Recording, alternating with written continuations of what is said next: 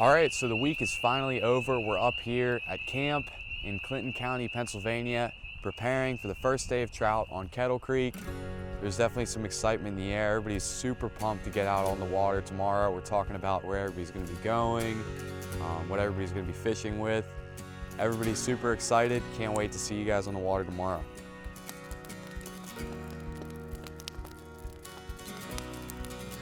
When it comes to the opening weekend of trout season, there are so many traditions that we partake in as a family that aren't just relegated to the fishing.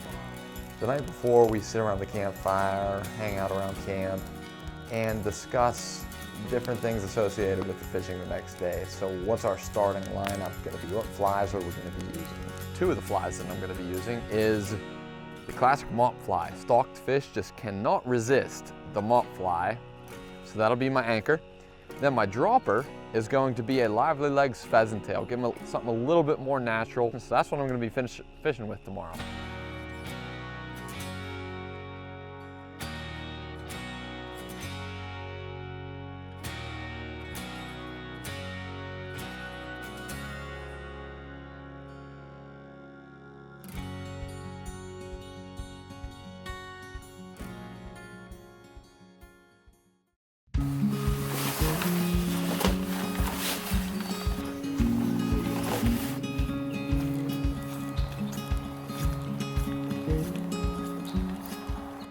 All right, so we're back here on Kettle Creek, right behind camp, ready to rock and roll with our mop flies, our Hendrickson nymphs, and our lively legs pheasant tails. We had our coffee. We're geared. It's 7:30 right now. We got 30 minutes until we start casting, until we start catching some fish on the first day of trout.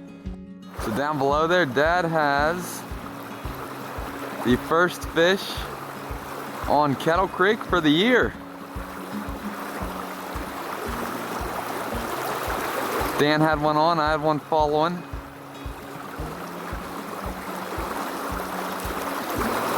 Beautiful morning so far. And here's Dan with his first official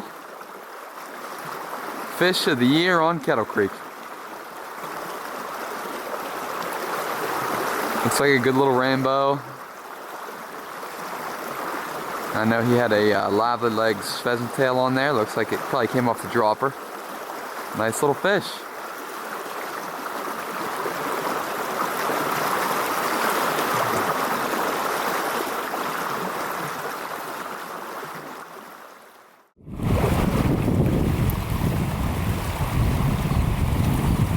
Doug is hooked up. If he can get it to the net, it's going to be his first fish of the season on Kettle Creek.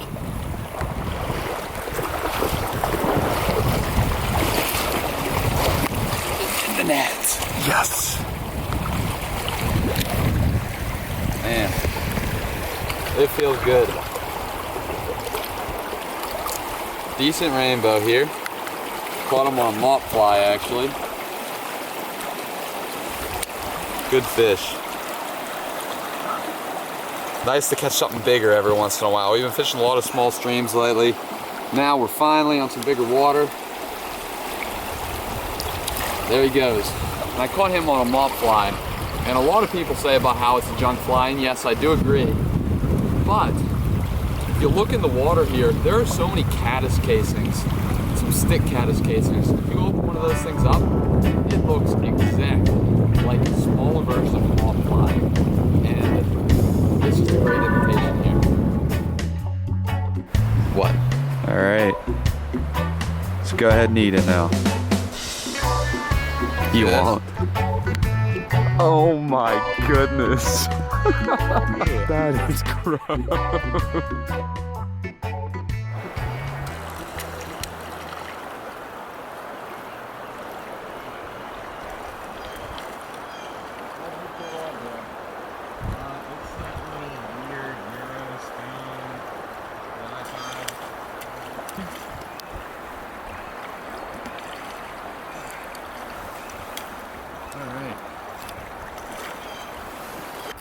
All right.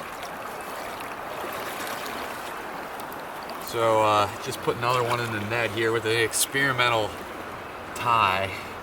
Something kind of weird that I did. It's like a Euro stone fly that I got from In the Riffle on YouTube. Really good fly fishing channel, fly tying channel rather. Pick this guy up. There he goes. All right, we're really starting to get into, there was a little bit, probably about 20 minutes, it was a little slow for us, but we realized we didn't think we were getting down further enough. Made the necessary adjustments, and now we're getting into some fish.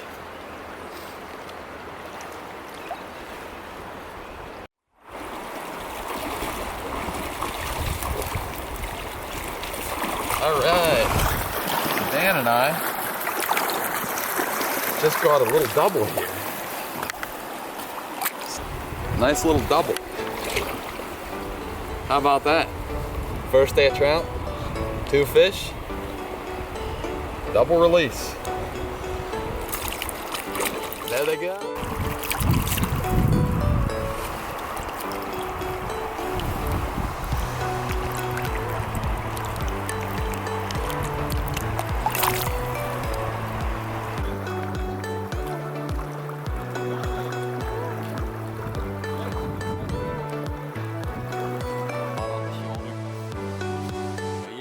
Another one in the net here. Pretty little.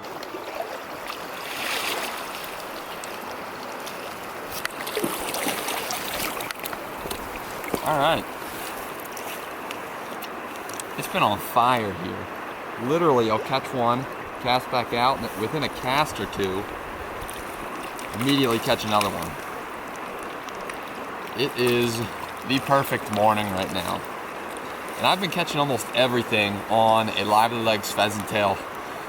And here, I always say it, 90% of the time, I will either have on a pheasant tail or a hare's ear, because there's such a huge diversity, different nymphs and bug life here on Kettle, that a hare's ear and a pheasant tail, they're such a general purpose pattern. That's what makes them perfect for this stream, and that's why I almost always have one on. This time, the lively legs pheasant tail got it done.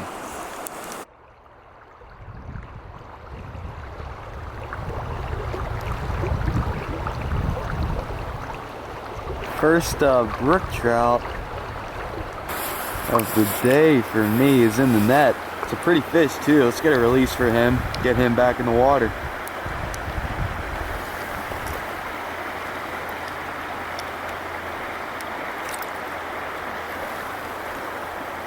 All right, and that was a right underneath that tree there.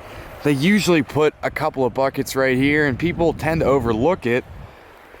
And everybody likes to fish down in that deep hole, which is a real nice pool down there. That's where most of the fish hold that are stocked back here.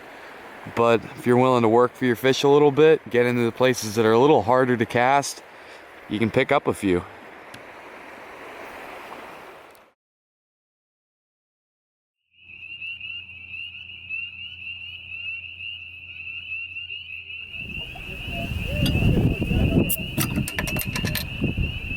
So we finished up the morning fish not too long ago. We had lunch back at camp.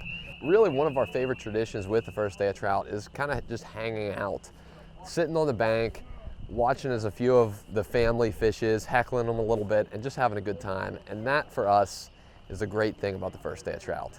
We'll see you guys next time.